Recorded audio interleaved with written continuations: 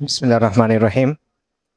ইন্নাল হামদুলিল্লাহ ওয়াসসালাতু ওয়াসসালামু আলা রাসূলিল্লাহ ওয়া আলা আলিহি ওয়া সাহবিহি ওয়া সাল্লামা তাসলিমান কাসীরা আম্মা বাদ। রাব্বি ইশরাহ লি সাদরি ওয়া ইয়াসসির লি আমরি ওয়াহলুল উকদাতাম মিন লিসানি ইয়াফকাহু কওলি। আসসালামু আলাইকুম ওয়া রাহমাতুল্লাহি ওয়া বারাকাতুহু। আলহামদুলিল্লাহ, মহান আল্লাহর শুকরিয়া যে আজকে আমরা এখানে একত্রিত হতে পারছি এবং আমরা দ্বীন ইসলামের কিছু কথা শোনার জন্য, কিছু কথা জানার জন্য এখানে সবাই আসতে পারছি এবং এই আয়োজনটা আলহামদুলিল্লাহ সুন্দরভাবে চলমান আছে। আপনাদের সবাইকে শুকরিয়া সময় করে এখানে আসার জন্য, দ্বীন ইসলামের কিছু কথা শোনার জন্য, কিছু কথা জানার জন্য আপনারা এখানে আসছেন। আল্লাহ আপনাদের নেক নিয়ত কবুল করেন, আপনাদের উত্তম জাযা দেন এবং এই সময়টা আমাদের জন্য উপকারী করে দেন দুনিয়া এবং আখিরাতের জন্য। আমি খাসভাবে শুকরিয়া আদায় করতেছি যেই ভাইরা এই আয়োজন করছেন তাদের জন্য। অনেক মেহনত করছেন, সময় দিয়েছেন, কষ্ট করছেন। আল্লাহ তাদের উত্তম জাযা দান করেন। এবং আমি বিশেষভাবে মুফতি মনোয়ার হোসেন ভাইয়ের শুকরিয়া আদায় করতেছি। মূলত ভাই আমাকে বলছিলেন যে কুড়িগ্রাম আসা দরকার। আমি বগুড়ায় একটা প্রোগ্রামে গেছিলাম, তখন ভাই আমাকে বলতেছিলেন যে কুড়িগ্রামে আসার একটা প্রয়োজনীয়তা আছে। তো তখনই আর কি সিদ্ধান্ত নেওয়া। তো আল্লাহ ভাইকে উত্তম জাযা দান করেন ইনশাআল্লাহ তাআলা।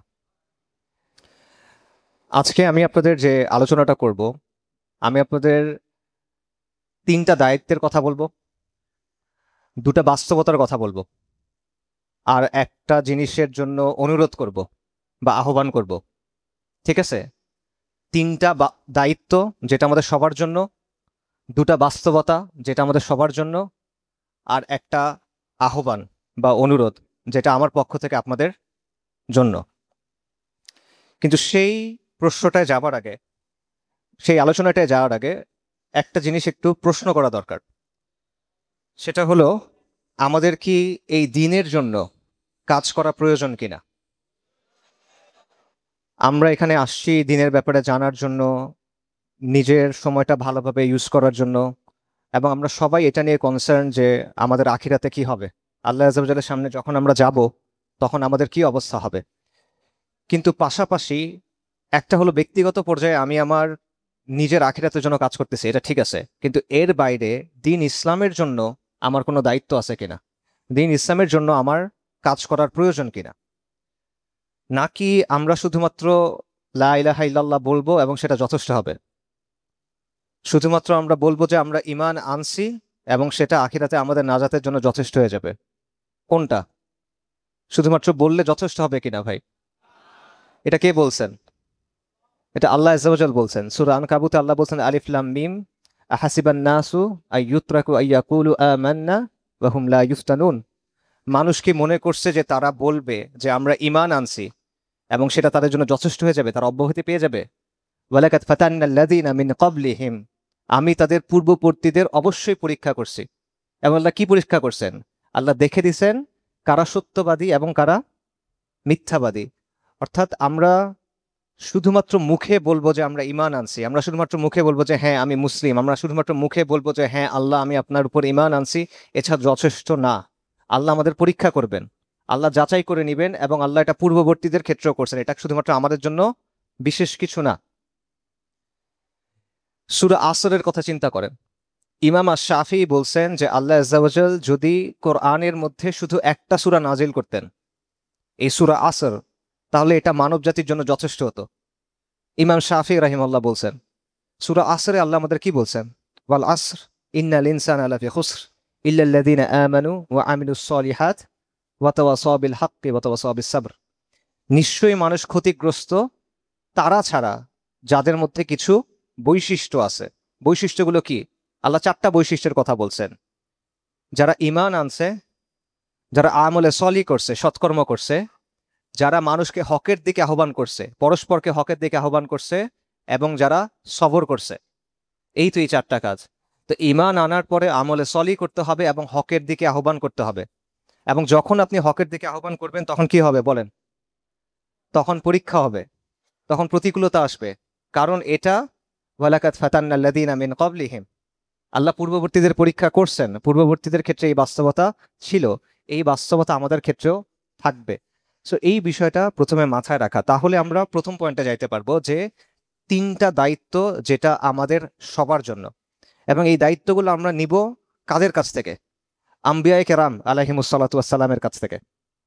ঠিক আছে, দেখেন আম্বিয়ায়ে কেরাম তাদের কওমগুলা ভিন্ন ভিন্ন ছিল, তাদের সময়গুলো ভিন্ন ভিন্ন ছিল, তারা যেই জাতির কাছে আসছে সেগুলো ভিন্ন ভিন্ন, তাদের স্থানগুলো ভিন্ন ভিন্ন, কিন্তু তাদের দাওয়ার ক্ষেত্রে মৌলিক কিছু বিষয় সবসময় বিদ্যমান। এমন কোনো আম্বিয়া না যাদের দাওয়ার মধ্যে আপনারা কিছু মৌলিক বিষয় দেখবেন না।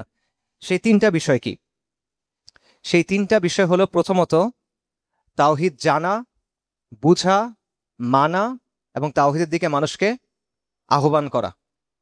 প্রত্যেক নবী রসুলদের যে দাওয়া ছিল, তাদের যে জীবন ছিল, সেখানে এই তিনটা বিষয় ছিল: তাওহিদ জানা, বোঝা, মানা এবং এই তাওহিদের দিকে আহ্বান করা। ফাআলাম আন্নাহু লা ইলাহা ইল্লাল্লাহ। সো এটা হলো প্রথম বিষয় যেটা আপনি নবী রসুলদের কাছ থেকে আমরা শিখতেছি, যে আমাদের সবার এই কাজটা করতে হবে, তাওহিদ জানতে হবে, বুঝতে হবে, মানতে হবে এবং তাওহিদের দিকে আহ্বান জানাতে হবে। 2 নম্বর যে বিষয়টা, যেটা আপনি প্রত্যেক নবী রসুলের দাওয়ার মধ্যে দেখবেন, সেটা হলো আল আমর বিল মারুফ ওয়া নাহিয়ানিল মুনকার, সৎ কাজের আদেশ এবং অসৎ কাজে নিষেধ। এটা প্রত্যেক নবী রসুলের দাওয়ায় আপনি দেখবেন। আমাদের অনেক ভাই এই বিষয়টা কনফিউজ থাকেন যে আগে তাওহিদ নাকি আগে আমর বিল মারুফ। এই দুটার মধ্যে কোনো সংঘর্ষ নাই। এবং এটা দলিল কি? এটা দলিল হলো যারা দাওয়াতটা সবচেয়ে ভালোভাবে বুঝছেন এবং করছেন তারা। মুসা আলাইহিস সালাম যখন ফিরআউনের কাছে গেলেন, উনি ফিরআউনকে কি বললেন? উনি ফিরআউনকে গিয়ে বললেন যে তুমি এক আল্লাহর ইবাদত করো, তাওহীদের দাওয়াত। তারপর কি বললেন? তুমি বনী ইসরায়েলকে ছেড়ে দাও, বনী ইসরায়েলের উপর যে জুলুম করতেছো এটা বন্ধ করো। এটা কি? আমর বিল মারুফ নাহিল মুনকার। কারণ বনী ইসরায়েল, ফিরআউন কি তখন ইসলাম গ্রহণ করছে? ফিরআউন তখন কি? কাফের এবং তাগুত। খালি কাফের না, সে তাগুত, এবং শুধু তাগুত না, তাগুতের একটা চিহ্ন সে এখনো পর্যন্ত পুরা বিশ্বে আল্লাহর অবাধ্যতা এবং সীমা লঙ্ঘনের একটা চিহ্ন সে। কিন্তু সেই ব্যক্তিকেও কিন্তু রসুল একই সাথে তাওহীদের দাওয়াত দিচ্ছেন এবং আমর বিল মারুফ নাহিল মুনকার করতেছেন। লূত আলাইহিস সালাম তিনি যখন তার কওমের কাছে গেলেন, তার কওমকে উনি বললেন যে তোমরা এক আল্লাহর ইবাদত করো, এবং তারপর বললো যে তোমরা এমন একটা কাজ করতেছো যেটা সৃষ্টির মধ্যে আর কেউ করে নাই। তোমরা কাম ভাব নিয়ে নারীর বদলে পুরুষের কাছে যাচ্ছ, নিশ্চয়ই তোমরা সীমা লঙ্ঘনকারী জাতি। সেই জাতি তখনও ইসলাম গ্রহণ করছে? করে নাই, কিন্তু তাদেরকে উনি একই সাথে তাওহীদের দাওয়াত দিচ্ছেন এবং আমর বিল মারুফ নাহিল মুনকার করতেছেন। হুদ আলাইসালাম, হুদ আলাইসাল্লাম আদ জাতির প্রতি প্রেরিত হয়েছিল, এবং আদ জাতি কি ছিল? তারা অত্যন্ত অহংকারী ছিল, অত্যাচারী ছিল, জালেম ছিল। হুদ আলাইসাল্লাম তাদেরকে তাওহীদের প্রতি আহ্বান করছেন এবং তাদেরকে বলছেন যে তোমরা তোমাদের এই জুলুমগুলা, তোমাদের এই অত্যাচারগুলা, তোমাদের এই সীমালঙ্ঘনগুলা বন্ধ করো। শুআইব আলাইসাল্লাম তার কওমের কাছে গেলেন, তার কওমকে তাওহীদের দিকে ডাকলেন, বলল তোমরা এক আল্লাহর ইবাদত করো, আর কারো ইবাদত করবা না। তারপর তিনি তাদেরকে নাহিয়ানিল মুনকার করলেন। শুআইব আলাইসাল্লামের কওমের সীমালঙ্ঘন কি নিয়েছিল? তারা ওজনে কম দিত, মাপে কম দিত, রাইট? সো তিনি তাদেরকে বললেন যে তোমরা এটা বন্ধ করো। সালি আলাইসাল্লাম সামুদ জাতির কাছে গেলেন। সামুদ জাতির কি ছিল? তারাও ওজনে কম দিত এবং তারা মুসাফিরদের আক্রমণ করত, এবং তারা অবশ্যই মুশরিক ছিল। সালি আলাইসাল্লাম বললেন যে তোমরা ইসলাম গ্রহণ করো, তোমরা তাওহীদ গ্রহণ করো, এক আল্লাহর ইবাদত করো, এবং তোমরা এই অপরাধ বন্ধ করো, তোমাদের যে সীমা লঙ্ঘন সেটা বন্ধ করো। এরকম অসংখ্য উদাহরণ আছে যে আম্বিয়া কেরাম আলাইহিমুসসালাতু ওয়াসসালাম তারা তাওহীদের দাওয়াত দিয়েছেন এবং আমর বিল মারুফ নাহিল মুনকার করছেন। নবী সাল্লাল্লাহু আলাইহি ওয়াসাল্লামের ব্যাপারে আল্লাহ সুবহানাহু ওয়া তাআলা সূরা আরাফে বলছেন, নবী সাল্লাল্লাহু আলাইহি ওয়াসাল্লাম একটা বৈশিষ্ট্যই হলো যে তিনি তাদেরকে সৎ কাজের আদেশ করেন এবং অসৎ কাজে বারণ করেন। এটা নবী সাল্লাল্লাহু আলাইহি ওয়াসাল্লামের একটা বৈশিষ্ট্য, এবং এরকম অসংখ্য দলিল দেখানো সম্ভব। এবং এটা মাথায় রাখা জরুরি। কারণটা কি? আপনি যখন একটা কাজ করতেছেন, একটা কাজ ভালোভাবে শেখার, জানার, বুঝার উপায়টা কি বলেন? উপায়টা হলো আপনি ওই কাজের যারা মাহের ব্যক্তি, বিশেষজ্ঞ ব্যক্তি, উস্তাদ, তার কাছে যাওয়া, রাইট? আজকে পর্যন্ত সবচেয়ে ভালো মতো শেখা হয় কিভাবে? উস্তাদ শাগরেদের মাধ্যমে। যে কোনো জিনিস খুব ভালো মতো শেখার উপায় এটাই। তো দাওয়ার ক্ষেত্রে সবচেয়ে সেরা কারা? আম্বিয়া কেরাম আলাইহিসসালাম। কোনো জাতিকে ইসলাহ করা, সংস্কার করা, আল্লাহর দিকে আহ্বান করা, দাওয়া ইলাল্লাহ, এগুলোতে শ্রেষ্ঠ কারা? আম্বিয়া কেরাম। মানুষকে বোঝা, মানুষের মনস্তত্ত্ব বোঝা, এগুলোর ক্ষেত্রে সেরা কারা? আম্বিয়া কেরাম। তো তাদের কাছ থেকে আমাদের শিখতে হবে, তাদের কাছ থেকে আমাদের জানতে হবে। সো আপনি দেখেন যে প্রত্যেক আম্বিয়া কেরাম, নবী রসুলগণ, তারা তাওহীদের দাওয়াত দিচ্ছেন এবং আমর বিল মারুফ নাহি আনিল মুনকারের কথা বলছেন। পাশাপাশি তারা আরেকটা জিনিসের দিকে ডাকছেন, সেটা হলো আল্লাহ যে দিন দিছেন সেই দিনটা সামগ্রিকভাবে গ্রহণ এবং বাস্তবায়ন করা। এক এক নবীর সময় শরীয়ত এক এক রকম ছিল। মুসা আলাহিস সালামের জন্য যে শরীয়ত, মুহাম্মদ রসুল্লাহ সাল্লাহ সাল্লামের শরীয়ত একেবারে হুবহু এক না, কিছু কিছু পার্থক্য আছে। কিন্তু ওই সময়ের যে শরিয়া, ওই সময়ের জন্য যেই হিদায়া আল্লাহ সুবহানাহু ওয়া তাআলা মানব জাতির জন্য পাঠাইছেন বা কোনো জাতির জন্য পাঠাইছেন, ওটা সামগ্রিকভাবে নেওয়া, অর্ধেক নেওয়া অর্ধেক ছেড়ে দেওয়া এরকম না, 90% নিব 10% ছেড়ে দিব এরকম না, পুরোপুরি সেটা নেওয়া, পুরোপুরি সেটা নেওয়ার দিকে আহ্বান করা, পুরোপুরি সেটা বাস্তবায়ন করার দিকে আহ্বান করা। এবং এটার অর্থ হলো আমাদের জন্য দায়িত্ব হলো সামগ্রিকভাবে দিন, যেটা সামগ্রিকভাবে যেই দিন শুধুমাত্র ব্যক্তিগত পর্যায়ে না, সামাজিক পর্যায়ে না, শাসনের পর্যায়ে, সভ্যতার পর্যায়ে, পুরো দুনিয়ার ক্ষেত্রে সেটা বাস্তবায়ন করার চেষ্টা করা, এটা আমাদের জন্য দায়িত্ব। উসমান রাদিয়াল্লাহু আনহু থেকে একটা কল আছে যে আল্লাহ আজ্জা ওয়া জাল যেটা কোরআনের মাধ্যমে সংযত করেন নাই, কোরআনের মাধ্যমে যেটাকে নিয়ন্ত্রণ করেন নাই, সেটা উনি শাসকের তলোয়ারের মাধ্যমে নিয়ন্ত্রণ করছেন। এটা হলো উসমান রাদিয়াল্লাহু আনহুর কথা। ইমাম আল গাজ্জালির কথা হলো যে একটা সমাজের ভিত্তি হলো দিন, আর সমাজের অভিভাবক হলো শাসন। যদি ভিত্তি না থাকে ওই জিনিস টিকে থাকতে পারে কিনা, ওটা ধসে পড়বে। আর যদি অভিভাবক না থাকে তাহলে সেটা হারায় যাবে। তাহলে দিন জরুরি, শাসনও জরুরি, এই বিষয়টা জরুরি।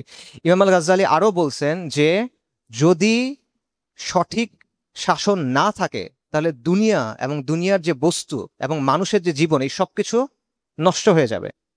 শেখুল ইসলাম ইবনু তাইমিয়া রাহিমাহুল্লাহ বলছেন যে মানুষের কল্যাণের জন্য কর্তৃত্ব প্রয়োগ করা, অর্থাৎ শাসন কর্তৃত্ব প্রয়োগ করা, এটা সবচেয়ে বড় ধর্মীয় দায়িত্বগুলোর একটা, সবচেয়ে বড় দিনই দায়িত্বের একটা। কেন? কারণ যদি এই কর্তৃত্ব না থাকে তাহলে দিনও প্রতিষ্ঠিত থাকে না, দুনিয়াটাও বিশৃঙ্খল হয়ে যায়। ইমাম ইবনুল কাইয়িম রাহিমাহুল্লাহ বলছেন যে আল্লাহ আজ্জা ওয়া জাল রাসূলুল্লাহ সাল্লাল্লাহু আলাইহি ওয়াসাল্লামকে দুনিয়াতে পাঠাইছেন একটা পথ প্রদর্শনকারী কিতাব দিয়ে এবং একটা সাহায্যকারী তলোয়ার দিয়ে। আল্লাহ সুবহানাহু ওয়া তাআলা রাসূলুল্লাহ সাল্লাল্লাহু আলাইহি ওয়াসাল্লামকে দুনিয়াতে পাঠাইছেন একটা পথ প্রদর্শনকারী কিতাব দিয়ে, যেটা কোরআন, এবং একটা সাহায্যকারী তলোয়ার দিয়ে। এবং নবী সাল্লাল্লাহু আলাইহি ওয়াসাল্লামের হাদিসে আছে যে তিনি বলতেছেন তাকে কিয়ামতের পূর্বে পাঠানো হয়েছে কি দিয়ে? তলোয়ার দিয়ে, যাতে কোনো মানুষ বলে লা ইলাহা ইল্লাল্লাহ। ইবনু তাইমিয়া রাহিমাহুল্লাহ আরো বলছেন যে যেই ব্যক্তি কিতাব থেকে সরে দাঁড়ায়, মানে কোরআন থেকে সরে দাঁড়ায়, তাকে সংশোধন করতে হয় কি দিয়ে? তলোয়ার দিয়ে সংশোধন করতে হয়। তার মানে হলো যে এই যে দিন সামগ্রিকভাবে এটা পালন করার দিকে সকল আম্বিয়া কেরাম আহ্বান করছেন, এবং আমাদের জন্য উম্মতে মুহাম্মদের জন্য এটার অর্থ হলো সামগ্রিকভাবে দিন ইসলাম এবং শরিয়াতে মুহাম্মাদি এটা সামগ্রিকভাবে বাস্তবায়ন করা। কাজে তিনটা দায়িত্ব ছিল, বললাম যে আমি আপনাদের তিনটা দায়িত্বের কথা বলবো। সেই তিনটা দায়িত্ব কি বলেন? এক হলো তাওহীদ জানা, বোঝা, মানা এবং এটার দিকে আহ্বান করা। দুই হলো আমর বিল মারুফ নাহি আনিল মুনকার, সৎ কাজের আদেশ এবং অসৎ কাজে নিষেধ। তিন নাম্বার কি? সামগ্রিকভাবে দিন পালন এবং বাস্তবায়ন করার দিকে আহ্বান করা এবং সেটা প্রতিষ্ঠা করার চেষ্টা করা, যার অর্থ হলো দিন ইসলাম, ইসলামী শরিয়া প্রতিষ্ঠা করার চেষ্টা করা। এখন দেখেন এটা আমাদের সময়, এটার বাস্তবতা কি? আমাদের সময়ে প্রত্যেকটা জিনিসের বাস্তবতা কি বলেন? একটা একটা করে আমরা বলি যে তাওহীদের কথা যদি আমরা বলি, তাওহীদ জানা, বোঝা, মানা এবং এটার দিকে আহ্বান করা, এটার অর্থ কি দাঁড়ায়? তাওহীদের দুটো শিক্ষা আছে, তাওহীদের দুটো অংশ আছে, একটা হলো কুফর বিত তাগুত আর একটা হলো ঈমান বিল্লাহ, সকল মিথ্যা ইলাহকে অস্বীকার করা এবং এক আল্লাহর ইবাদত করা। ওয়ালাকাদ বাআসনা ফি কুল্লি উম্মাতির রাসূলান আন ইয়াবুদুল্লাহা ওয়াজতানিবুত তাগুত। আল্লাহ আযজা ওয়া জাল বলতেছেন আমি প্রত্যেক উম্মতের কাছে রাসূল প্রেরণ করেছি এই মর্মে যে তোমরা এক আল্লাহর ইবাদত করবা এবং তাগুতকে অস্বীকার করবা। আল্লাহ আযজা ওয়া জাল বলতেছেন লা ইকরাহা ফিদ-দীন ক্বাদ তাবায়্যানার রুশদু মিনাল গাই ফামান ইয়াকফুর বিত-তাগুতি ওয়া ইউমিন বিল্লাহ ফাকাদ ইসতামসাকা বিল উরওয়াতিল উসকা লা ইনফিসামা লাহা। যে দিনের মধ্যে কোনো জোর জবরদস্তি নাই, সত্য এবং মিথ্যা স্পষ্ট হয়ে গেছে, অতঃপর যে তাগুতকে প্রত্যাখ্যান করলো এবং আল্লাহর উপর ঈমান আনলো, সে এমন একটা দৃঢ় রশি ধরে নিল যেটা থেকে সে বিচ্ছিন্ন হবে না কখনো। এই দৃঢ় রশি কি? তাওহীদ। ঠিক আছে, তার মানে হলো তাওহীদ জানা, বোঝা, মানা এবং এটার দিকে আহ্বান করার অর্থ হলো প্রথমত তাগুতকে অস্বীকার করা, তারপর হলো এক আল্লাহকে ইবাদতের যোগ্য একমাত্র সত্তা হিসেবে গ্রহণ করা, মালিক, খালেক, ইলাহ প্রত্যেকটা ক্ষেত্রে একমাত্র আল্লাহ আযজা ওয়া জালকে গ্রহণ করা। তাগুত মানে কি? এখন শাব্দিকভাবে তাগুত মানে হলো সীমা লঙ্ঘনকারী।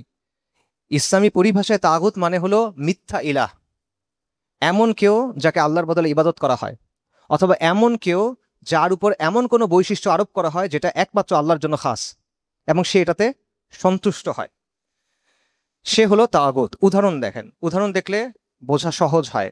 রব হলেন আল্লাহ আজ্জা ওয়াজাল।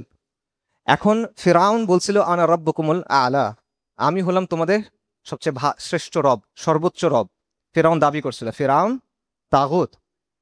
জীবন এবং মৃত্যু দেন কে? আল্লাহ আজ্জা ওয়াজাল। নমরুদ ইব্রাহিম আলাইহিসসালামের সাথে যখন তর্ক করতেছিল তখন সে বলতেছিল আমি তো জীবন দেই, আমি মৃত্যু দেই।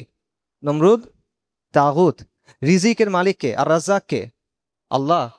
কিন্তু কেউ যদি এখন বলে যে সে রিজিক দিতে পারে, কেউ যদি বলে সে আরোগ্য দিতে পারে, তাহলে কেউ যদি বলে সে সন্তান দিতে পারে, কোনো সাধু বলল, কোনো পাগলা বলল, কোনো বাবা বলল, তারা কি? তারা তাগুত। বিধানদাতা আল্লাহ, ইনিল হুকমু ইল্লা লিল্লাহ, আমার আল্লাহ তা'বুদু ইল্লা ইয়্যা। বিধান শুধুমাত্র আল্লাহর, আল্লাহ তোমাদের আদেশ করতেছেন তোমরা আল্লাহ ছাড়া আর কারো ইবাদত করবা না। এখন কেউ যদি বলে যে না, আল্লাহ এটা বলছেন বলছেন, আমরা নিজেদের মতো করে বানাবো, আমরা নিজেদের মতো করে শাসন চালাবো, আমরা নিজেদের মতো করে বিধান চালাবো, শাসনের ক্ষেত্রে আল্লাহর কথার মূল্য নাই, নাউজুবিল্লাহ। আল্লাহ আছে এটা উপরে, আল্লাহ আছে মাটির তলায়, আসমানের উপরে, এইখানে তার কর্তৃত্ব, এর মাঝখানে যেটা আছে এখানে আমাদের কর্তৃত্ব।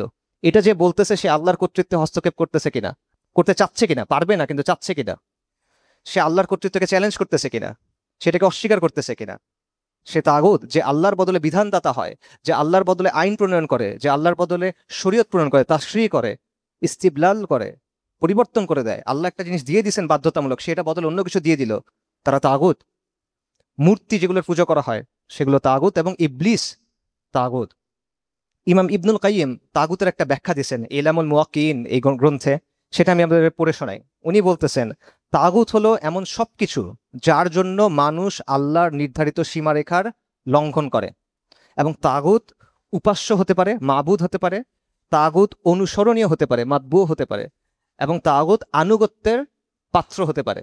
অর্থাৎ উপাস্য, অনুসরণীয়, আনুগত্যের পাত্র, তিনটেই তাগুত হতে পারে। কাজেই প্রত্যেক জাতির তাগুত হলো সেই ব্যক্তি বা সত্তা যার কাছে তারা আল্লাহ এবং তার রাসূলের পরিবর্তে বিচার প্রার্থনা করে।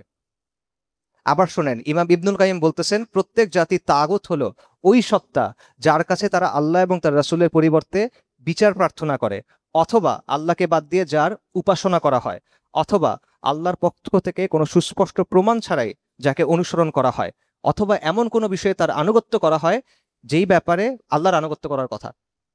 এরা সবাই তাগুত। এবং ইবনুল কাইয়িম তারপর কি বলতেছেন খেয়াল করেন এবং আমাদের বাস্তবতার সাথে মিলান। ইমাম ইবনুল কাইয়িম বলতেছেন তুমি যদি এগুলো ভেবে দেখো এবং মানুষের অবস্থা বিবেচনা করো, তাহলে তুমি দেখতে পাবে মানুষের অধিকাংশই আল্লাহর ইবাদত থেকে মুখ ফিরিয়ে তাগুতের ইবাদতের দিকে ঝুঁকে গেছে, আর রাসূলুল্লাহ সাল্লাল্লাহু আলাইহি ওয়াসাল্লামের আনুগত্য থেকে মুখ ফিরিয়ে তাগুতের আনুগত্য এবং তাগুতের অনুসরণের দিকে ফিরে গেছে। এখন আপনি আমাদের বাস্তবতার সাথে মেলান। কেন আমরা এই কথা বলতেছি? আমরা বলতেছি আমাদের দায়িত্বের মধ্যে প্রথম দায়িত্ব হলো কি? তাওহীদ জানা, বোঝা, মানা, বাস্তবায়ন করা এবং এটার দিকে মানুষকে আহ্বান করা। এবং তাওহীদের শর্ত কি? আল্লাহর ইবাদত, ইমান বিল্লাহ, কুফর বিত তাগুত, তাগুতকে অস্বীকার করা। তাগুতকে না চিনলে অস্বীকার করবেন কিভাবে? তো এই হলো তাগুতের পরিচয়।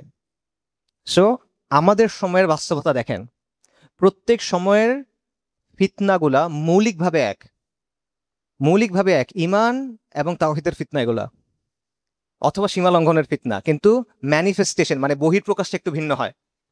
সো ইব্রাহিম আলাইহিস সালামের সময়, ইব্রাহিম আলাইহিস সালামের যুগের মানুষেরা শিরক করতো কিভাবে? তারা মূর্তির পূজা করত। রাসূলুল্লাহ সাল্লাল্লাহু আলাইহি ওয়াসাল্লামের সময়ে তারা শিরক করতো কিভাবে? তারা ইলাহ হিসেবে একমাত্র আল্লাহকে গ্রহণ করতো না। তারা বলতো আল্লাহ খালেক। আল্লাহ কোরআনে বলছেন যে কুরাইশ স্বীকৃতি দিত যে তাদেরকে সৃষ্টি করছেন আল্লাহ। কুরাইশ স্বীকৃতি দিত যে দুনিয়া এবং এর মধ্যে যা কিছু আছে এগুলোর মালিককে আল্লাহ। কিন্তু তারা ইবাদতটা শুধু আল্লাহর জন্য করতো না। কেন? লিয়ুকাররিবুনা ইলাল্লাহি যুলফা। কারণটা হলো আমরা এদের ইবাদত করি যাতে করে এরা আমাদের আল্লাহর নিকটবর্তী করে। মানে ভালো নিয়ত আছে ওদের, ওদের নিয়তটা ভালো, সে আল্লাহর নিকটবর্তী হইতে চায়। এই জন্য সে লাত, মানাত, উজ্জা, হুবাল এগুলার ইবাদত করে, এগুলোর সামনে সিজদা দেয়, এগুলোর সামনে গিয়ে পশু জবাই করে। কুরাইশের অবস্থা ছিল এটা। কুরাইশকে আল্লাহ কি বলছেন? তারা কি মুশরিক নাকি মুমিন? মুশরিক। আর বর্তমানের অবস্থা কি বলেন? বর্তমানের অবস্থা হলো আল্লাহকে স্বীকার করে আল্লাহ খালেক, আল্লাহ রাজ্জাক, কিন্তু আপনি আল্লাহ যে বিধান দিছেন সেই বিধান বাস্তবায়ন করবেন না। কেন? কুরাইশ মানে নাই কারণ তারা আল্লাহর নিকটবর্তী হতে চাইছিল, আর বর্তমান সময়ে মানা হয় না কারণ আপনি দুনিয়াতে সাফল্য চান। কুরাইশের নিয়ত ভালো ছিল না আপনার নিয়ত ভালো? আপনার চেয়ে কুরাইশের নিয়ত ভালো ছিল। নাউজুবিল্লাহ, আপনার বলতে আমাদের বর্তমান অবস্থার চেয়ে কুরাইশের অবস্থা এই অর্থে বলতে হয় যে ভালো ছিল, কারণ তার উদ্দেশ্য হলো আল্লাহর নিকটবর্তী হওয়া, নৈকট্য অর্জন করা। আর আমাদের এখানে আপনি যে ফিরিঙ্গিদের আইন নিছেন, ব্রিটিশদের আইন নিছেন, ফরাসিদের আইন নিছেন, আমেরিকার আইন নিছেন, জাতিসংঘের আইন নিছেন, কেন নিছেন বলেন? কিসের নৈকট্য অর্জনের জন্য? দুনিয়াটা পাওয়ার জন্য, আর তো কিছু না। আমেরিকা রাগ করবে এই জন্য, আর তো কিছু না। এই জন্যই তো আপনি নিছেন। সো সেই অর্থে কুরাইশের নিয়ত বলতে হবে যে এর চেয়ে কম খারাপ ছিল।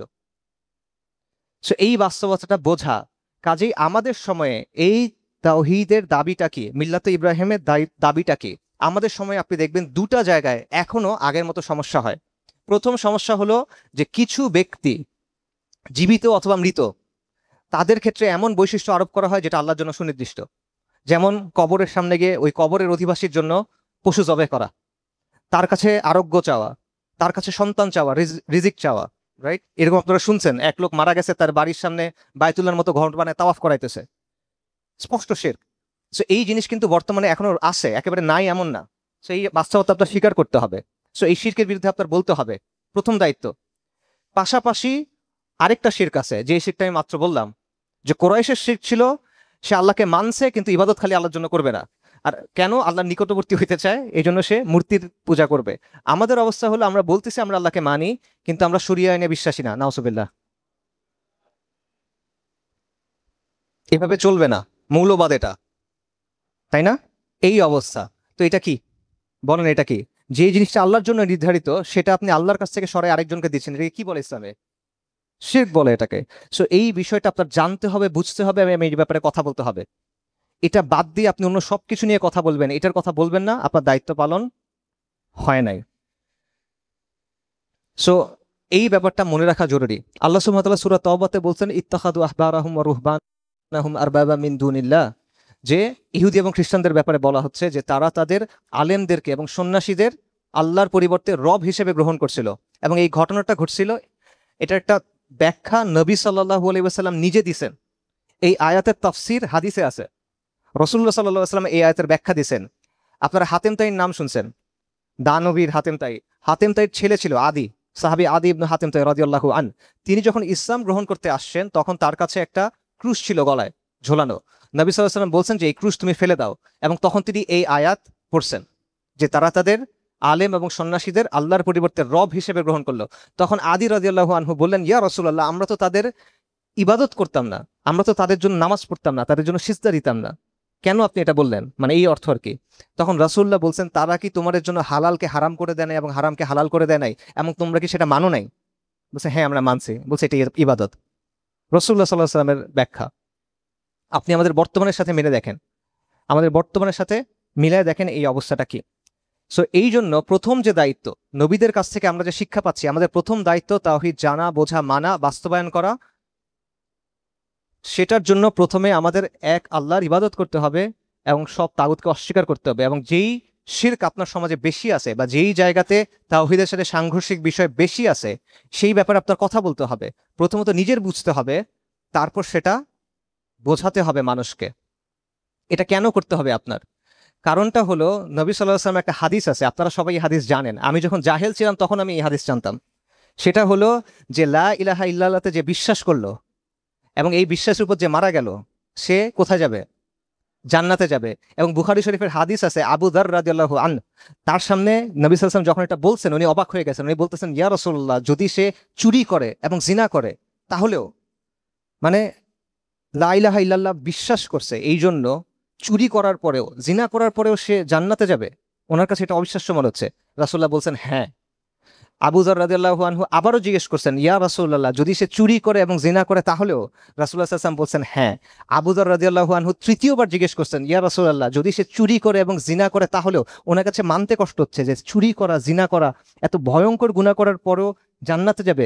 রাসূলুল্লাহ সাল্লাল্লাহু আলাইহি ওয়াসাল্লাম বলছেন হ্যাঁ, এবং যদিও আবু যারের সেটা অপছন্দ হয়। তো এই জিনিসটা আমি জাহিলিয়াতের সময়ও জানতাম, কারণ আমার তখন চিন্তা ছিল, মানে জাহিলি সময়ের বুদ্ধি আর কি, যে যত গুনাহ করছি করছি, কিন্তু লা ইলাহা ইল্লাল্লাহ মুহাম্মাদুর রাসূলুল্লাহ তো আছে, তো একসময় না একসময় জান্নাতে যাব ইনশাআল্লাহ। যত গুনাহ করছি একটা ছোটখাটো শাস্তি হবে, নাউজুবিল্লাহ, এটা জাহালাতের চিন্তা আর কি, কিন্তু একসময় না একসময় তো জান্নাতে যাচ্ছি, শিরক তো করি নাই কখনো। কিন্তু যখন আপনি এই বাস্তবতা বুঝবেন যে এই যে আমি এতক্ষণ যা বললাম, বিধানকার আল্লাহর, শাসন কর্তৃত্বকার আল্লাহর, শরীয়তের মালিককে আল্লাহ, সেইখানে আপনি আরেকজনকে মেনে নিছেন, সেখানে আপনি আরেকজনকে আইন প্রণেতা বানাইছেন, সেখানে আপনি আরেকজনকে আইন প্রণেতা হওয়ার জন্য আপনার প্রতিনিধি বানাইছেন, এরপর আপনি কিভাবে আল্লাহর কাছে গিয়ে বলবেন হ্যাঁ আমি তাওহীদ বুঝছিলাম, তাওহীদের উপর ছিলাম, অতএব আমি জান্নাত দাবি করব আপনার কাছে? এটা আল্লাহর কাছে আপনি বলতে পারবেন না। তো এই বিষয়টা মাথায় রাখা জরুরি। দ্বিতীয় যে পয়েন্ট সেটা হলো, আমাদের তৃতীয় দায়িত্ব হলো আমর বিল মারুফ নাহি আনিল মুনকার, সৎ কাজের আদেশ করা এবং অসৎ কাজের নিষেধ করা, এবং এটা উম্মতে মুহাম্মাদের বৈশিষ্ট্য। আল্লাহ সুবহানাহু ওয়া তাআলা কোরআনে কি বলছেন? কুনতুম খায়রা উম্মাতিন উখরিজাত লিন-নাস, তোমরা হলো মানব জাতির মধ্যে শ্রেষ্ঠ উম্মত, যাদেরকে তোলা হয়েছে। কেন করা হয়েছে? কারণ তা'মুরুনা বিল মারুফি ওয়া তানহাউনা আনিল মুনকার ওয়া তু'মিনুনা বিল্লাহ, কারণ তোমরা সৎ কাজের আদেশ করো, অসৎ কাজে নিষেধ করো, এবং তোমরা ঈমান আনছো। সেটা আমাদের বৈশিষ্ট্য। তো আমাদের সৎ কাজের আদেশ এবং অসৎ কাজের নিষেধ করতে হবে, এবং যেটা সমাজে বিরাজমান সেটা নিয়েই বলতে হবে। আপনার সামনে এক লোক এসে মদ খাইতেছে, আপনি তাকে গিয়ে বলতেছেন যে ভাই আপনি দাড়িটা বড় করেন, এটা হইল না। দাড়ি বড় করতে হবে, ওটা আমি অস্বীকার করতেছি না, কিন্তু তাকে ওটা বুঝাতে হবে। ওই মুহূর্তে সে মাতাল থাকলে তখন না বুঝাতে পারেন, কিন্তু পরে গিয়ে তাকে বোঝাতে হবে। আপনার দিনের মধ্যে শর্টকাট করতে পারবেন না, আপনি আপনার খেয়াল খুশি মতো করতে পারবেন না। তো আমার সমাজে যেই মুনকারগুলো আছে, অসংখ্য মুনকার আমাদের সমাজের মধ্যে আছে। মাদক আছে, জেনা আছে, ব্যভিচার আছে, পরিবারের ভাঙন আছে। বর্তমান সমাজে এমন হচ্ছে যে ছেলেরা, বাবা মা সারা জীবন কষ্ট করে সন্তানদের বড় করতেছে, সন্তান বড় হওয়ার পর বাবা মাকে বৃদ্ধাশ্রমে ফেলে দিয়ে আসতেছে। পাশ্চাত্যের জাহেলিয়াত আমাদের কাছে চলে আসছে। এই সবগুলা জিনিস, দুর্নীতি আছে, সুদ আছে, হারাম ইনকাম আছে, প্রতিটা ক্ষেত্রে হারাম ব্যাপক হয়ে গেছে এবং হালাল দুর্লভ হয়ে গেছে, বিরল হয়ে গেছে। এই বিষয়গুলো নিয়ে আপনার কথা বলতে হবে। আপনার বন্ধুদের মধ্যে, আপনার সমবয়সীদের মধ্যে, আপনার সমাজের মধ্যে যেই মুনকার আছে, যেই খারাপটা আছে, সেটা নিয়ে আপনার কথা বলতে হবে। এবং এটাও মাথায় রাখতে হবে, আপনি শুধুমাত্র সৎ কাজের আদেশ করবেন আর অসৎ কাজের নিষেধ করবেন না, এটা করলে হবে না। এটা কাদের সিফাত? নবী সাল্লাল্লাহু আলাইহি ওয়াসাল্লাম বলছেন এটা হলো বনু ইসরাইলের সিফাত, ইহুদিদের সিফাত। এটা ইহুদিদের আলেমরা এই কাজটা করতো, তারা সৎ কাজের আদেশ দিত কিন্তু অসৎ কাজের নিষেধ করতো না। এটা আল্লাহ আযজা ওয়া জাল্লা একেবারেই পছন্দ করেন না।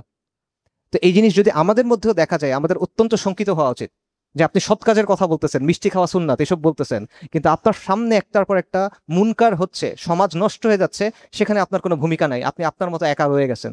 এটা হবে না। আপনাকে ওটার বিরুদ্ধে বলতে হবে, যতদূর পারেন অটুক বলবেন। নবী সাল্লাল্লাহু আলাইহি ওয়াসাল্লামের হাদিস আপনারা জানেন যে কেউ যখন খারাপ কিছু দেখে, তার দায়িত্ব কি? সম্ভব হলে হাত দিয়ে বাধা দিবে, না পারলে মুখে বলবে, না পারলে অন্তরে করবে। তো আপনি মুখে বলবেন, সমস্যা কি? আপনি হাত দিয়ে বাধাইতে পারবেন না হয়তো, বাস্তব আপনি পারবেন না, অনেক ক্ষেত্রেই আপনি দুর্বল, কিন্তু আপনি মুখে বলেন। এই বলাটা ইটসেলফ আল্লাহর পক্ষ থেকে আপনার প্রতি দায়িত্ব, এবং এই বলাটার পর ইনশাল্লাহ পরে কি হবে এটা আল্লাহর দায়িত্ব। সো এই কাজটা আমাদেরকে করতে হবে। আমাদের জন্য আমর বিল মারুফ নাহিয়ানিল মুনকারের মধ্যে আমাদের সমাজের অন্যান্য যা সমস্যা আছে, অথবা আমাদের জন্য যে হুমকিগুলো আছে, এগুলোর মোকাবেলা করাও এটার মধ্যে অন্তর্ভুক্ত। ভারত আপনার উপর আগ্রাসন চালাইতে চায়, এই আগ্রাসনের ব্যাপারে আপনি বেখবর হয়ে আছেন, এটা কি আপনার জন্য বৈধ হয়? হয় না। কারণ সে দিন এবং দুনিয়া দুইটাকে কি করবে? বিপর্যয়ের মুখে ফেলবে। নাকি খুব ভালো হবে আপনার দিন দুনিয়া? বিপর্যয়ের মুখে ফেলবে, রাইট? আচ্ছা, আমাদের এখানে মিশনারিদের কাজ আছে, বিশেষ করে আপনাদের এইদিকে ব্যাপকভাবে কাজ আছে মিশনারিদের। এই কাজের ব্যাপারে আপনার আমার কোনো দায়িত্ব নাই? আপনি মনে করতেছেন এটা নিয়ে আপনি জিজ্ঞাসিত হবেন না? আপনার সামনে আপনি সুস্থ সবল মানুষ, আপনি জানেন, দিন বুঝছেন, দিনের কথা শুনতে আসছেন, আর এখানে মিশনারিরা হাজার হাজার মুসলিম সন্তানকে মুরতাদ বানায় ফেলতেছে। এটা নিয়ে আমাদের কোনো কাজ নাই? এখানে কাদিয়ানীদের কাজ আছে, পুরো বাংলাদেশে কাদিয়ানীদের কাজ আছে, সেটা নিয়ে আমাদের কাজ নাই? তাদেরকে মুসলিম ঘরে জন্ম নেওয়া শিশুদেরকে নাস্তিক বানানো হচ্ছে বা মুলহিদ বানানো হচ্ছে লিবারালিজম বা অন্যান্য আদর্শের মাধ্যমে, সেখানে আমাদের কাজ নাই? এই প্রত্যেকটা আমাদের দায়িত্বের মধ্যে পড়ে। এইখানে পার্বত্য চট্টগ্রাম আলাদা করে ফেলতে চায়, সেখানে একটা খ্রিস্টান প্রধান রাষ্ট্র বানানোর পরিকল্পনা আছে। ওলামায়ে কেরাম অনেক আগে থেকে বলে আসতেছেন এটা, পূর্ব তিমুরের মতো করে। আপনারা কি শুনছেন? সেটা আপনার কাজের মধ্যে পড়ে না, আপনার দায়িত্বের মধ্যে পড়েন না? সো এরকম অনেকগুলা বিষয় আছে যেগুলো আমর বিল মারুফ নাহিয়ানিল মুনকারের ভেতরে পড়ে, যেখানে কাজ করা আমাদের দায়িত্ব। এরপরে আসেন দুইটা দায়িত্বের কথা আমরা বললাম, এক হলো তাওহীদ জানা, মানা, বোঝা, তাওহীদের দিকে আহ্বান করা।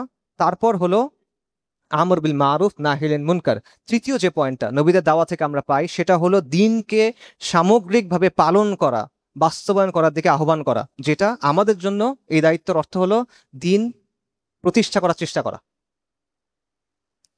আল্লাহর জমিনে আল্লাহর দিনকে কায়েম করার চেষ্টা করা। এইটা আমাদের দায়িত্ব। এটা কেন দায়িত্ব? কারণ যতগুলো সমস্যা বলতেছি এগুলো কোনো না কোনোভাবে এটার সাথে জড়িত। যদি এখানে শাসনটা মুসলিমদের হইতো, আপনি মনে করেন যে এরকম হইতো যে যারা মিশনারিদের যে দাওয়া সেটা সরকারের পৃষ্ঠপোষকতা পায়, আর মুসলিম যে দাওয়া সেটা সরকারের পক্ষ থেকে বাধার সম্মুখীন হতে হয়। এটি তো বাস্তব। মিশনারিরা যখন দাওয়া করে তারা সাপোর্ট পায়, আর মুসলিমরা যখন দাওয়া করে তাদের বাধা দেয়া হয়। এটা কি বাস্তব কিনা অবাস্তব? বাস্তব। এই বাস্তব কেন? এই শাসন কর্তৃত্বের জন্য। যেই শিরকের কথা আমরা বললাম, একটা হলো কবরের শিরক, একটা হলো প্রাসাদের শিরক। কবরের শিরক তো বুঝছেন, প্রাসাদের শিরক কোনটা? যে শাসন কর্তৃত্বের ব্যাপারে, বিধানের ব্যাপারে, হুকুমের ব্যাপারে, আইনের ব্যাপারে, বিচারের ব্যাপারে আপনি আল্লাহর বদলে 300 জন বানায় নিছেন নিজের মতো করে। কোরাইশ 360টা বানিয়েছিল, আপনি 300 জন বানায় নিছেন। সো এই শিরকটাও কেন হচ্ছে? এই দিন কায়েম না থাকার কারণে। যে আমর বিল মারুফ নাহিল মুনকারের কথা আমরা বলতেছি, যে মুনকারগুলোর কথা বলতেছি, প্রত্যেকটা যদি স্থায়ীভাবে আপনার সমাধান করতে চান, আপনার শাসন কর্তৃত্বের প্রয়োজন। এটা ছাড়া আপনি পারবেন না। সো এইগুলা একসাথে জড়িত। কিন্তু এই যে শাসন কর্তৃত্ব প্রতিষ্ঠা করার যে ব্যাপারটা, এই ব্যাপারটা একটা লম্বা প্রক্রিয়া। কারণটা হলো আমরা বর্তমানে এমন একটা ব্যবস্থায় আছি যে পুরা কাঠামোটা তৈরি হয়েছে কুফরের উপরে। এইখানে ব্রিটিশরা আসছে, ব্রিটিশরা এসে তাদের ব্যবস্থাটা আমাদের উপর জোর করে চাপাই দিছে। 200 বছর সেই ব্যবস্থায় আমাদেরকে শাসন করছে। তারপর তারা যাওয়ার সময় একই ব্যবস্থা চালায় যাচ্ছে, কিন্তু আমাদের মতো গায়ের রং, আমাদের মতো নাম, চেহারা দেখতে আমাদের মতো এমন কিছু মানুষকে দিয়ে সেটা এখন চালানো হচ্ছে। এই জন্য আমি এখন আর বুঝতেছি না। অথচ যতদিন ব্রিটিশের শাসন ছিল, আমাদের পূর্বপুরুষরা ধারাবাহিকভাবে তাদের বিরুদ্ধে লড়াই করে গেছেন, ধারাবাহিকভাবে তাদের বিরুদ্ধে দাওয়াত দিয়ে গেছেন, ধারাবাহিকভাবে তাদের বিরুদ্ধে বিদ্রোহ করে দিয়েছেন। একের পর এক ব্রিটিশ লেখকরা লিখে রাখছে যে হিন্দুরা হলো খুবই অনুগত ভদ্র প্রজা, আর মুসলিমরা হলো বিদ্রোহী প্রজা, সুযোগ পাইলে বিদ্রোহ করে। এটা হলো আমাদের ঐতিহ্য যে আমরা বিদ্রোহ করে আসছি। কিন্তু যখনই ব্রিটিশ চলে গেল, ফিরিঙ্গি চলে গেল, আর সেই জায়গায় আপনাকে একটা আপনার মতো চেহারার মানুষকে বসাই দিল, আপনি এখন আর বাস্তবতা বুঝতেছেন না। এখন আপনি মনে করছেন হ্যাঁ ঠিক আছে, হয়ে গেছে, সব সমাধান হয়ে গেল, স্বাধীন হয়ে গেছি আমি। তো বাস্তব না, হুবহু একই জিনিস চলতেছে। শাসনের ক্ষেত্রে, আইনের ক্ষেত্রে, বিধানের ক্ষেত্রে, বাহিনীর ক্ষেত্রে, কাঠামোর ক্ষেত্রে কোন জিনিসটা বদলাইছে বলেন? শুধু মানুষের গায়ের রংটা বদলাইছে, তার নামটা বদলাইছে, সে আপনার ভাষায় কথা বলে, সে যে গোরা না আর কি, মানে সাদা না সে। এর বাইরে কি পরিবর্তন? কোনো পরিবর্তন নাই। সো ওই জিনিসটা যখন আপনি বদলাতে চান, তখন আপনার একটা আমূল পরিবর্তন আনতে হবে। আমাদের শিক্ষা ব্যবস্থা থেকে শুরু করে প্রতিটা জিনিস এভাবে চলে।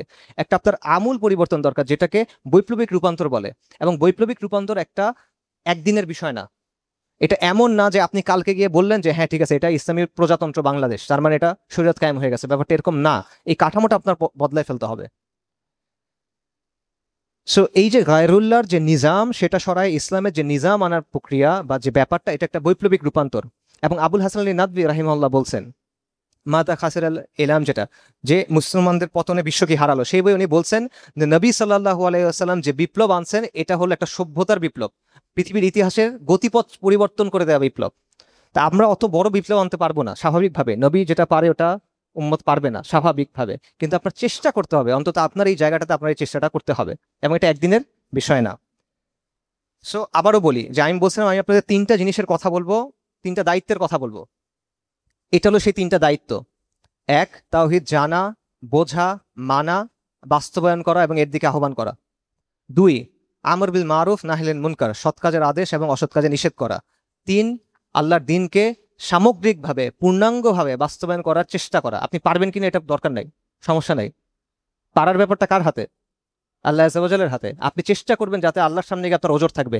এবং এটা আপনি কেন করতেছেন? এটা করলে কি আপনি বুজুর্গ হয়ে যাবেন, অনেক আল্লাহর ওয়ালি হয়ে যাবেন, আপনি অনেক আমলদার মানুষ হয়ে যাবেন, আবেদ হয়ে যাবেন, কিছুই হবেন না। এটা আপনি করতেছেন আপনার নাজাতের জন্য। এটা আপনি করতেছেন আল্লাহ আযজা ওয়া জাল্লার সামনে গিয়ে যেন আপনি ওজর দিতে পারেন এই জন্য। কারণ আপনার চারপাশের বাস্তবতা আজকে দেখেন। আজকে প্রায় 2 বছর ধরে বাইতুল মাকদিসে মুসলিম উম্মাকে ভয়ঙ্করতম গণহত্যা চালানো হচ্ছে। এগুলো আপনি জানেন কি জানেন না? আপনার চোখের সামনে কিনা? আপনার চোখের সামনে, আপনার দায়িত্ব আছে কিনা? আপনাকে পাকড়াও করা হবে কিনা? আল্লাহর কাছে হেফাজত চাই, আশ্রয় চাই আমরা। আপনার জবাব আছে কোনো? আপনার পাশে আসামে কি হচ্ছে? আপনার পাশে উত্তরপ্রদেশে কি হচ্ছে? আপনার পাশে কাশ্মীরে কি হচ্ছে? আরাকানে কি হচ্ছে? আপনার কাছে জবাব আছে? নাই আপনার কাছে জবাব। উইঘুরে কি হচ্ছে? আপনার কাছে জবাব নাই। নবী সাল্লাল্লাহু আলাইহি ওয়াসাল্লামকে অবমাননা করা হচ্ছে, আক্রমণ করা হচ্ছে, আপনার কাছে জবাব আছে কিনা? আল্লাহ যদি এই প্রশ্ন আপনাকে করেন, আপনি ওখান থেকে বের হয়ে আসতে পারবেন কিনা?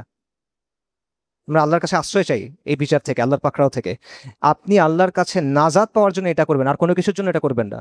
এটা করে আপনি কারো ফেভার করতেছেন না, এটা করে আপনি অনেক বড় আমলদার ব্যক্তি হয়ে যাচ্ছেন না, এটা আপনি জাহান্নামের আগুন থেকে বাঁচার জন্য করবেন।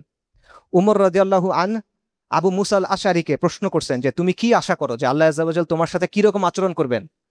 আবু মুসা আল আশআরী রাদিয়াল্লাহু আন বলতেছেন যে আমি জাহিলিয়াতের পরে ইসলাম গ্রহণ করছি, আমি নবী সাল্লাল্লাহু আলাইহি সাল্লামের সাথে জিহাদ করছি, আমি হিজরত করছি, আমি সাদাকা দিছি, আমি নফল ইবাদত করছি, আমি কিয়ামুল লাইল করছি, তাই আমি আশা করি আল্লাহ আযজা ওয়া জাল আমাকে জান্নাত দিবেন। উমর রাদিয়াল্লাহু আন অবাক হয়ে গেছেন, উনি বলছেন তুমি এত কিছু কিভাবে আশা করো? আমি তো এতটুকু আশা করি যে আমার গুনাহ আর আমার নেক কাজ সমান সমান হবে, আর আল্লাহ আমাকে জাহান্নামে ফেলবেন না। এটা হলো আমিরুল মুমিনিন উমর ইবনুল খাত্তাব রাদিয়াল্লাহু আনহুর অবস্থা। আপনি আর আমি কোন জায়গায় আছি বলেন? সেটা মনে করার কোনো কারণ নাই যে এগুলো অনেক এক্সট্রা কাজ করতেছেন। এটা হলো আপনার নাজাতের জন্য আপনার যেটা করতে হবে সেটা, আমাদের সবার করতে হবে যেটা সেটা। সো এটা হলো প্রথম পয়েন্ট, যে তিনটা বিষয়, তিনটা দায়িত্ব আমাদের। পরের পয়েন্টে আসি, সেটা হলো দুটা বাস্তবতা যেটা আমাদের বুঝতে হবে। আমরা বুঝলাম যে আমাদের তাওহীদ বুঝতে হবে, জানতে হবে, মানতে হবে এবং এটার দিকে আহ্বান করতে হবে। আমরা বুঝলাম যে আমাদের আমর বিল মারুফ নাহি আনিল মুনকার করতে হবে। আমরা বুঝলাম যে আমাদের আল্লাহর জমিনে আল্লাহর দ্বীন পরিপূর্ণভাবে বাস্তবায়নের চেষ্টা করতে হবে। এরপরের প্রশ্ন যে আমাদের বর্তমান হালতটা কি, আমাদের বর্তমান অবস্থাটা কি, এটা আমাদেরকে বুঝতে হবে। আমাদের বর্তমান অবস্থা কি ভাই? যে আমরা 90% মুসলিমের দেশ, মাশাআল্লাহ, নাকি? হ্যাঁ, আমরা এই কথাটা অনেক বলি এবং এটা বলে আমরা অনেক আত্মতৃপ্তিতে ভুগি যে হ্যাঁ খুব ভালো, আমরা মুসলিমরা এইটা করলে ওরা ভেসে যাবে, আমরা মুসলিমরা সেটা করলে ওদের চিন খুঁজে পাওয়া যাবে না। এগুলো আমরা বলি, এগুলো হলো বাগাড়ম্বর। বাস্তবতা কি? আপনার সমাজের দিকে তাকায় দেখেন যে আপনার সমাজে কোন বিষয়টা ইসলামের নীতিতে হয়। কোন একটা জিনিস আছে আমাদের সমাজে, এই ভূখণ্ডটাতে, যেটা ইসলামের নীতি অনুযায়ী হচ্ছে? শাসন, আইন, শিক্ষা, সংস্কৃতি, পোশাক, কোন জিনিসটা বলেন ইসলামের নীতি অনুযায়ী হচ্ছে? কোন জায়গাটাতে ইসলামের কথা মানা হচ্ছে, গুরুত্ব দেওয়া হচ্ছে বলেন? একটা জায়গাতে এটা হচ্ছে না। কোনো পলিসি যখন বানানো হয়, ইসলামের অবস্থান সেখানে চেক করা হয় না, বরং ইসলামের অবস্থান চেক করার কথা বলতে গেলে কি বলা হয়? মৌলবাদী। এটা হলো আপনার এখানের বাস্তবতা। এমন একটা অবস্থা যেখানে আপনি বলতেছেন আপনি 90% মুসলিমের দেশ, কিন্তু যখন যারা পরিপূর্ণভাবে ইসলামকে আঁকড়ায় ধরতে চায়, যারা পরিপূর্ণভাবে ইসলামের বাস্তবায়ন চায় এবং যারা সব তন্ত্রমন্ত্র থেকে মুক্ত থাকতে চায়, এদের কি অবস্থা সমাজে বলেন? সমাজ তাদেরকে কিভাবে দেখে বলেন? এই রাষ্ট্র তাদেরকে কিভাবে দেখে বলেন? আপনি কি খুব ক্ষমতার অবস্থানে আছেন, না আপনি দুর্বলতার অবস্থানে আছেন? এই অবস্থাটা বোঝা অত্যন্ত জরুরি।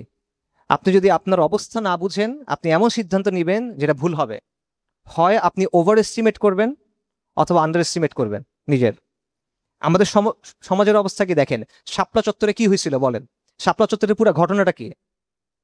কিছু শয়তান নবী সাল্লাল্লাহু আলাইহি ওয়াসাল্লামের অবমাননা করছে। এটার বিরুদ্ধে ওলামায়ে কেরাম রাস্তায় শান্তিপূর্ণভাবে এসে একটা আন্দোলন করতেছেন যাতে এদের বিচার করা হয়, তাই তো? এবং তারা আইন চাইছেন যে তাদের বিরুদ্ধে যেন ব্লাসফেমি আইন প্রণয়ন করা হয়। এটা কিন্তু ইসলামের সমাধান না। ওনারা কিন্তু প্রচলিত আইনেই সমাধান চাইছেন, ইসলামের শরীয়ত অনুযায়ী সমাধান কিন্তু চান নাই, প্রচলিত আইনেই চাইছেন। এটা যখন চাওয়া হয়েছে, তাদেরকে রাতের অন্ধকারে ম্যাসাকার করা হয়েছে। আজকে পর্যন্ত সেটা কোনো বিচার হয় নাই, আজকে 12 বছর। শুধু তাই না, যখন এই যে যাদেরকে তাওহীদি জনতা বলা হয়, এদের নিয়ে যখন আলোচনা হয়, আপনারা দেখবেন অনেক মানুষ বলবে যে শাপলা চত্বর 2.0 লোডিং, যে শাপলা চত্বরে রিপিট হইতে হবে, এদেরকে শাপলা চত্বরের মতো করে আবার মারতে হবে। এই কথা আমাদের সমাজে প্রকাশ্যে বলা যায়, বাস্তব কিনা এটা বলা যায়। মোদি আন্দোলনের সময় কি হয়েছিল? মোদি বিরোধী আন্দোলনের সময় কতজন ওলামায়ে কেরামকে তখন জেলে পাঠানো হয়েছিল? ওলামায়ে কেরামের বিরুদ্ধে কি কি ধরনের মিথ্যা অভিযোগ তখন দেওয়া হয়েছিল? তাদের ক্যারেক্টারকে আক্রমণ করা হয়েছিল, হয় নাই? তখন আপনার সমাজের রিয়াকশন কি ছিল বলেন? এটা থেকে আপনি বুঝবেন সমাজে আপনার অবস্থা কি।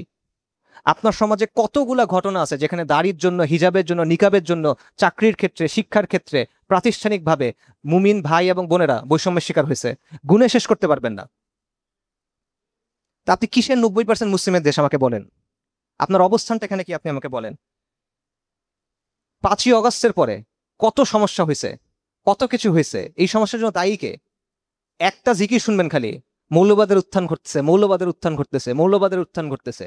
শত শত খুন হয়েছে, হাজার কোটি টাকা চাঁদাবাজি হয়েছে। আপনারা চিন্তা করতে পারবেন না কোন লেভেলে চাঁদাবাজি চলতেছে। আওয়ামী লীগের সময়ের যারা ওই সময়কার খুনি এবং মানে ভয়ঙ্কর মাপের লুটপাট করা লোকজন, এদেরকে সবাইকে সেফ এক্সিট দেওয়া হয়েছে। সবকিছু চলমান, কিন্তু সমস্যা কোন জায়গায়? সমস্যা হলো মৌলবাদের উত্থান করতেছে, এই কথা। আর কোনো কিছুতে কোনো সমস্যা নাই। রাজনৈতিক দলের নেতারা যখন জেলে যায়, চাঁদাবাজি করে ধরা পড়ছে, থানায় গেছে, থানা থেকে বের করে নিয়ে আসছে, থানা ঘেরাও দিয়ে বের করে নিয়ে আসছে। এরকম হয়েছে কি হয় নাই বলেন? হয়েছে, কিন্তু ওইটা মব না। যখন মুসলিমরা কোনো কিছু করে তখন সেটা মব। 5ই অগস্টের পরে সবাই ভালো, কিন্তু সমস্যা প্রথম কাদেরকে ট্যাগিং করা শুরু হয়েছে বলেন? আপনাকে ট্যাগিং করা শুরু হয়েছে।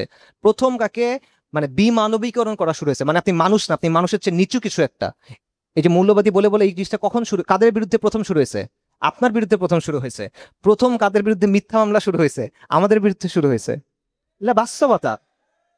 মিডিয়ার কথা আপনি দেখেন, এই যে আমাদের শিক্ষার অবস্থা দেখেন, যে আমাদের দেশে প্রাইমারি স্কুলগুলোতে এখন এমনও ঘটনা আছে যে ইসলাম শিক্ষা পড়ায় হিন্দু শিক্ষক,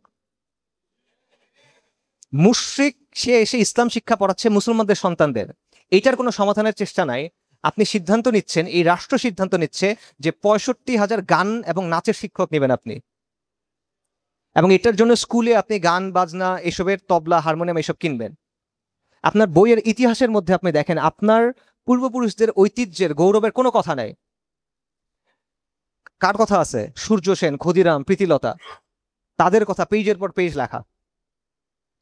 ইতিহাস বলেন, সংস্কৃতি বলেন, শিক্ষা বলেন, কোনো একটা জায়গায় আপনার রিপ্রেজেন্টেশন নাই।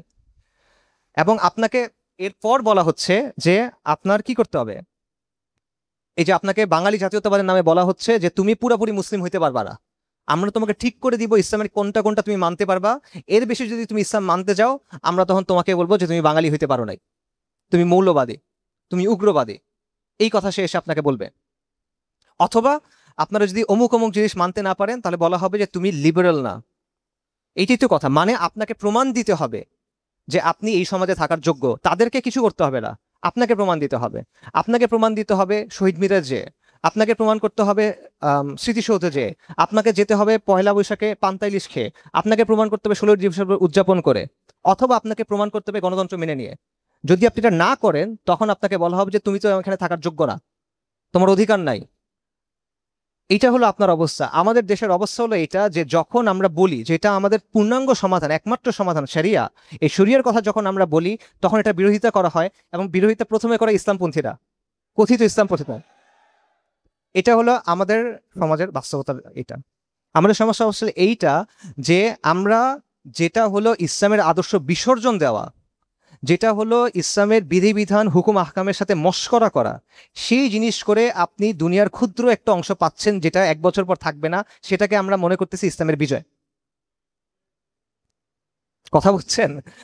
আপনি যখন পর্দার বিধান মানতেছেন না, আপনি এতদিন পর্দার বিধান মেনে আসছেন, এখন আপনি পর্দার বিধান মানেন না, তখন আপনি যখন কিছুটা দুনিয়া পাইছেন, যখন মানুষ ওরা দেখছে যে হ্যাঁ সে তো দিন একটু ছেড়ে দিছে, পাশে মেয়ে বসাইছে, তখন সে আপনাকে একটু দুনিয়া দিছে, ওইটা দেখে আপনি মনে করতেছেন আপনার ইসলামের বিজয় হয়েছে। এইটা হলো আমাদের সমাজের অবস্থা। মানে আপনার টিকে থাকতে হলে ইসলামের জায়গায় ছাড় দিতে হবে, এবং কুফর যেটা সেটা মেনে নিতে হবে। সেই কুফরটা হইতে পারে শাহবাগীদের কুফর, অথবা সেই কুফরটা হইতে পারে আমেরিকানদের কুফর। নন্দালেস কুফর, দুটাই কুফর। আল কুফরু মিল্লাতুন ওয়াহিদা। কুফর প্রত্যেকটা একই, একই জাতি এরা। এবং এইটা ছাড়া আপনাকে গ্রহণ করা হবে না, সহ্য করা হবে না, মানা হবে না, বরং আপনাকে শর্ত দেওয়া হবে যে তুমি এটা এটা এটা এটা না করলে তোমাকে আমরা জায়গা দিব না, থাকতে দিব না, তোমাকে মেরে ফেলবো, তোমাকে মামলা দিব, এই করবো সেই করবো। এইটা যদি আপনার অবস্থা হয়, তাহলে আপনি আমাকে বলেন এই সমাজে আমাদের অবস্থা কত? এই সমাজে আমাদের অবস্থা কোথায়? সো এই বাস্তবতাটা আমাদের বুঝতে হবে। এই বাস্তবতা আমরা না বুঝলে আপনি এমন একটা সিদ্ধান্ত দিবেন যেটা অবাস্তব হবে, বাস্তবতার সাথে মিলবে না। সমস্যা যদি সঠিকভাবে চিহ্নিত করা না যায়, তাহলে কোনোদিন সমাধান বের করা যায় না। ডাক্তার যখন ওষুধ দেয়, ডাক্তারকে আগে কি করতে হয়? রোগ চিহ্নিত করতে হয়। রোগ চিহ্নিত না করে এলোপাথারি ওষুধ দিলে কি হয়? ইন্না লিল্লাহি ওয়া ইন্না ইলাইহি রাজিউন, ওই রোগী শেষ। রাইট? সো এই বাস্তবতাটা আমাদের জন্য সত্য। যদি আমরা এই বাস্তবতাগুলো না বুঝি, শত বছরেও আমরা এই সমস্যার সমাধান করতে পারবো না। সো এটা হলো, আমি বলছিলাম দুটা বাস্তবতা যেটা আমাদের বুঝতে হবে। এটা হলো তার মধ্যে প্রথম বাস্তবতা, যে আমাদের হালতটা কি, এই সমাজে আমাদের অবস্থাটা কি। আপনি এই সমাজে শক্তিশালী না দুর্বল বলেন? এই সমাজে ইসলাম শক্তিশালী না দুর্বল এটা বলেন? এই কথাটা বলতে খারাপ লাগবে, কিন্তু মনকে ভালো লাগানোর জন্য বাস্তবতাকে বদলানো যায় না। বাস্তবতাকে আপনার স্বীকার করতে হবে। দ্বিতীয় যে বিষয়, সেটা হলো অবস্থা যত খারাপই হোক আপনার চেষ্টা করতে হবে, এবং এটাই আল্লাহর পক্ষ থেকে আমাদের জন্য হুকুম, এবং এটাই আম্বিয়া কেরাম আলাইহিমুস সালাতু ওয়াস সালামের শিক্ষা, এবং আমরা সেটাই গ্রহণ করবো ইনশাআল্লাহ। কিন্তু আমার বুঝতে হবে আমি কোন জায়গায় আছি, আমি কোন স্তরে আছি, কোন মারহালাতে আছি, ঠিক আছে, কোন স্টেজে আছি, এই জিনিসটা আমার বুঝতে হবে। ব্যাপারটা ভাবে চিন্তা করেন যে ঢাকা থেকে মক্কা যাওয়া আর মদিনা থেকে মক্কা যাওয়া একরকম না। দুটাই মক্কাতে যাওয়া, কিন্তু দুটার সময়কালটা কি একই কিনা, পদ্ধতি একই হবে কিনা, তফাৎ হবে। কুড়িগ্রাম থেকে ঢাকা যাওয়া আর চট্টগ্রাম থেকে ঢাকা যাওয়াও এক না। অর্থাৎ আপনি কোন জায়গায় আছেন সেটার ভিত্তিতে পার্থক্য হবে। আপনি মনে করতেছেন আমার কাজ হলো 100 পুরা করা, ঠিক আছে, 100 পুরা করা। এখন আপনার হাতে যদি 90 থাকে, তাহলে 100 পুরা করতে বাকি কত? 10। আপনার হাতে যদি 10 থাকে, 100 পুরা করতে বাকি কত? দুইটার কারণে অনেক বড় পার্থক্য হয়, যদিও লক্ষ্য একই। এখন আপনার বলতে হবে আপনি কি 90-এ আছেন না 10-এ আছেন। আপনি 10-এ আছেন, এই কথাটা যদি বোঝেন তাহলে অনেক বড় বাস্তবতা বুঝতে পারছেন। কারণটা হলো যে এই যে পুরা পরিবর্তনটা যেটা আমরা বললাম, যে এই কুফরের নিজাম আছে, গায়রুল্লাহ নিজাম আছে, সেখান থেকে আমরা চাই আল্লাহর নিজাম আসুক। এটার জন্য একটা বৈপ্লবিক পরিবর্তন দরকার, এবং যে কোনো বৈপ্লবিক পরিবর্তনের জন্য মোটা দাগে দুইটা মারহালা থাকে, দুইটা স্টেজ থাকে, দুইটা ধাপ থাকে। প্রথম ধাপটা হলো বুনিয়াদ তৈরির ধাপ, পরের ধাপটা হলো তামকিন অর্জনের ধাপ বা ইনকিলাবের ধাপ, যেটা ইচ্ছা বলেন। নবী সাল্লাল্লাহু আলাইহি ওয়াসাল্লামের নবুয়ত 23 বছরের। নবী সাল্লাল্লাহু আলাইহি ওয়াসাল্লাম 13 বছর মক্কার মধ্যে দাওয়া করছেন। মক্কায় দাওয়ায় কতজন মানুষ তৈরি হয়েছে বলেন? বর্ণনা অনুযায়ী, কিছু বর্ণনা অনুযায়ী 80, যেটা সবচেয়ে বেশি ছিল 200। এই মানুষ তৈরি হয়েছে 13 বছরের দাওয়াতে। কিন্তু এই মানুষের কারণেই পরবর্তী যে কাজগুলো সেগুলো সম্ভব হয়েছে, রাইট? এবং 8 হিজরিতে গিয়ে মক্কা ফাত হয়েছে, কিন্তু 13 বছর আগে ওই ভিত্তিটা তৈরি করতে হয়েছে। সালাহউদ্দিন আল আইয়ুবী রাহিমাহুল্লাহর সময়ে বাইতুল মাকদিস মুক্ত হয়েছে, কিন্তু সালাহউদ্দিন আইয়ুবীর কাজটা শুরু করছিল কে বলেন? নুরুদ্দিন সিংহি। নুরুদ্দিন সিংহি রাহিমাহুল্লাহ সালাহউদ্দিন আইয়ুবীর আগে প্রায় 3 দশক ধরে ওটার বুনিয়াদটা তৈরি করছেন। উনি নুনিয়া মাদ্রাসা প্রতিষ্ঠা করছেন, উনি মানে মুত্তাকি কাজীদেরকে অবস্থান দিয়েছেন, উনি আলেমদের পৃষ্ঠপোষকতা করছেন, এবং ওই সময়ে একটা সমাজ তৈরি হয়েছে যারা জিহাদের চেতনায় বড় হয়েছে, এবং তারা বাইতুল মাকদিস মুক্ত করার স্বপ্ন নিয়ে, তামান্না নিয়ে বড় হয়েছে। যেই বুনিয়াদের উপর দাঁড়ায় সালাহউদ্দিন আল আইয়ুবী ওই বিজয় অর্জন করতে পারছেন। জিঙ্গিকে ছাড়া এটা তো সম্ভব না। আপনি যখন বাড়ি বানান, আগে কি বাড়ি বানানো শুরু করেন না ফাউন্ডেশন বানান? বুনিয়াদটা আগে দিতে হয়। এই উপমহাদেশের বাস্তবতা দেখেন, শাহ ওলিউল্লাহ মুহাদ্দিস দেহলভী রাহিমাহুল্লাহ, উনি যখন দেখলেন যে এই হিন্দুস্তানে ইসলাম দুর্বল, এই হিন্দুস্তানে মুসলিমদের মধ্যে বিদা কুফর শিরক ছড়ায় পড়তেছে, ফাহিশা ছড়ায় পড়তেছে, ইসলামের শিয়ার অর্থাৎ ইসলামের প্রতীকগুলো ভুলুণ্ঠিত হচ্ছে, মানুষ দিন থেকে ক্রমাগত দূরে সরে যাচ্ছে, বাইরের শক্তির আগ্রাসন হচ্ছে, উনি প্রথমে কি করলেন? উনি প্রথমে দ্বীনের, রুহানিয়াতের, ইলমের একটা তাজদিদ শুরু করলেন। এইটার উপরে ভিত্তি করে পরবর্তীতে সৈয়দ আহমেদ শহীদ, শাহ ইসমাইল শহীদের যে বালাকোটের আন্দোলন সেটা শুরু হলো। এটার উপর ভিত্তি করে পরবর্তীতে গিয়ে আকাবিরে দেওবন্দের যে আন্দোলন সেটা শুরু হলো। এটার উপর ভিত্তি করে সাদিকপুরি ওলামার 3 দশক 4 দশকের যে জিহাদ সেটা শুরু হলো। এটার উপর ভিত্তি করে তিতুমির রাহিমাহুল্লাহর বাসার কেল্লা তৈরি হলো। কিন্তু শুরুটা কোথায় হলো? শুরুটা হলো শাহ ওলিউল্লাহ মুহাদ্দিস দেহলভীর যে বুনিয়াদ তৈরি করার কাজটা, সেই জায়গাটাতে। এবং এটা, এই বাস্তবতা কাফেরদের ইতিহাসের মধ্যেও আপনি পাবেন। যখন আমূল কোনো পরিবর্তন আনতে হয়, মৌলিক কোনো পরিবর্তন কোথাও আনতে হয়, প্রথমে বুনিয়াদটা তৈরি করতে হয়। আমাদের সমস্যা হলো, আমরা যখন চিন্তা করি যে ইসলাম কিভাবে আসবে, তখন আমরা চিন্তা করি যে আমার 90 হয়ে গেছে, 10টা কেমনে হবে? সবকিছু মনে হয় রেডি আছে, খালি মনে হয় ক্ষমতার দখল করলে মনে হয় এখন হয়ে যাচ্ছে। এভাবে আপনি চিন্তা করতেছেন, এবং যেটা আমি বললাম, আপনি যদি বাস্তবতা না বুঝেন, আপনি এমন সিদ্ধান্ত দিবেন যেটা আত্মঘাতীও হইতে পারে। আমাদের বাস্তবতা হলো আপনি 10-এ আছেন, তার মানে আপনাকে আগে বুনিয়াদ তৈরি করতে হবে। আপনাকে আগে বুনিয়াদ তৈরি করতে হবে। আপনি নিজেকে এটা মনে করলে হবে না যে আপনি 90-এ আছেন। এবং এটা আবারও আমি বলতেছি, এটা ইতিহাস জুড়ে আপনি দেখবেন যে যখনই উম্মাহ কোনো বিপর্যয়ের মধ্যে পড়ে গেছে, তখনই উম্মার উত্তরণটা এইভাবে হয়েছে। প্রথমে দাওয়ার মাধ্যমে, ইসলাহের মাধ্যমে, বিশুদ্ধ তাওহীদের দিকে ফিরে আসার মাধ্যমে, কিতাব ও সুন্নাহর দিকে ফিরে আসার মাধ্যমে সমাজের মধ্যে একটা পরিবর্তন আগে আসছে। তারপর সেই পরিবর্তনটা চূড়ান্ত পর্যায়ে পৌঁছাইছে। প্রথমটাকে বাদ দিয়ে পরেরটা কখনো হয় না, রাতারাতি এই জিনিসটা হয় না। সো এই ব্যাপারটা আমাদের বোঝা জরুরি, এই দুইটা বাস্তবতা আমাদের বোঝা জরুরি। দুটো বাস্তবতা কি আবারও বলেন, আমি বলি, সরি। আমি দুইটা বাস্তবতা, প্রথমটা হলো যে আমাদের অবস্থা হলো এই সমাজে আমরা দুর্বল, এই সমাজে কার্যত আমরা দ্বিতীয় শ্রেণীর নাগরিক, এই সমাজে আপনাকে অচ্ছুত বানায় রাখা হয়, এই সমাজে আপনার যে চাহিদা, আপনার যে আকাঙ্ক্ষা, আপনার যে তামান্না, আপনার যে আকিদা, সেটাকে ভিলিফাই করা হয়, মানে নেতিবাচকভাবে দেখানো হয়, সেটাকে ক্রিমিনালাইজ করা হয়, অপরাধ হিসেবে দেখানো হয়। ইসলামের শিক্ষা হলো শরিয়া চাওয়া। শরিয়া চাওয়াকে এরা উগ্রবাদ বলে। মাথায় টুপি দিয়ে বলে শরিয়া চাওয়া উগ্রবাদ, মাথায় টুপি দিয়ে কুফর করে, ওই কুফর কথাটা বলার জন্য মাথায় টুপিটা পরে। এইটা হলো বাস্তবতা।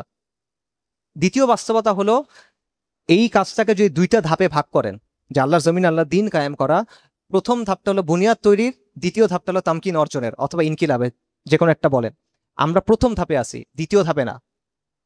এই দুটা বাস্তবতা বোঝা।